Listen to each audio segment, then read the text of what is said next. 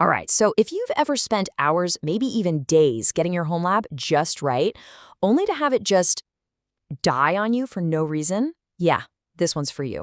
We're going to dive into a classic server mystery. You know, the kind where everything's running perfectly 1 second, and the next, poof, it's just gone. I mean, you know that feeling, right? You can almost hear it, that perfect hum from your old Dell server in the corner.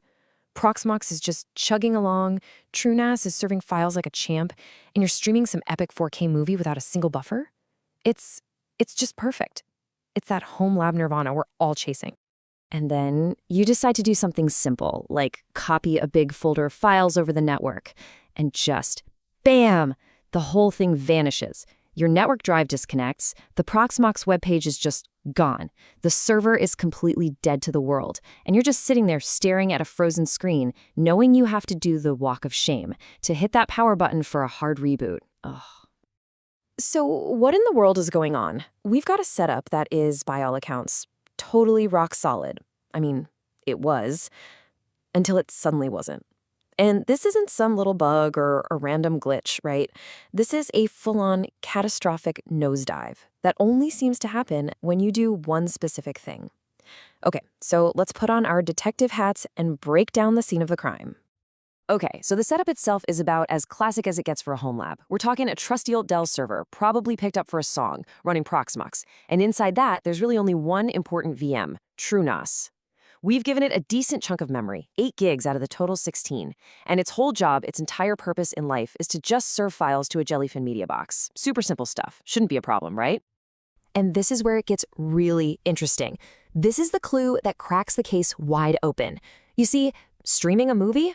No problem. The server just handles those little low bandwidth nibbles of data all day long. Flawless.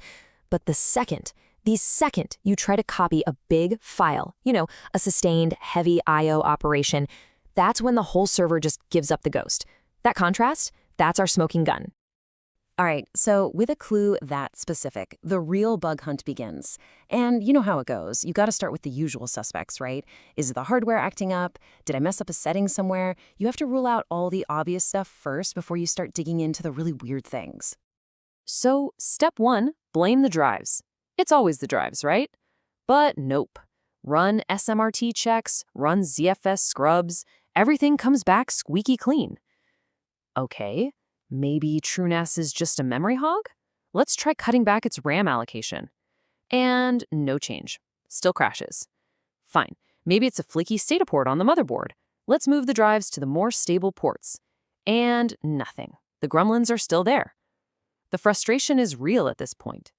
And this is that moment in every single bug hunt where you just want to throw your hands up. You've checked everything. The drives are good, the RAM is fine, the ports are solid, so what on earth is left? What could possibly take down the entire server, but only when you're copying a big file? But then, just when you're about to call it a day and just live with a broken server, you have a breakthrough, a new idea. You stop looking at the storage, you stop looking at the memory, and you start thinking, what's the one thing that's really getting hammered during a big file copy? The network. And that, my friends, is where the culprit was hiding in plain sight the entire time. So let me introduce you to the villain of our little story, the Intel E1000 Virtual Network Adapter. If you've ever set up a VM in Proxmox, you've seen this. It's the default, the one it picks for you. And it turns out it has this nasty, well-known bug that can cause the entire system kernel to just stall out and hang, but only under heavy sustained network load. Does that sound familiar to anyone? So the big question is, why would this be the default if it's so bad? And the answer is pretty simple: compatibility. The E1000 is like the universal donor of network drivers. It works with pretty much any operating system you can throw at it right out of the box. It makes setup a breeze. But here's the catch. It's built for compatibility, not for performance. So for little tasks, it's totally fine. But the moment you put the pedal to the metal, it becomes a huge liability. And this right here is the jackpot moment. You know, that incredible feeling when you find the fix, and it's not some crazy, complicated thing, it's actually super simple.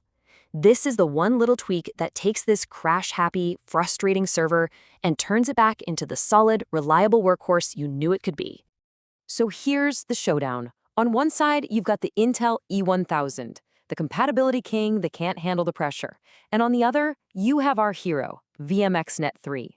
This is VMware's own high-performance network adapter. Now, paravirtualized is a fancy word, but all it really means is that it's designed from the ground up to be super efficient inside a virtual machine.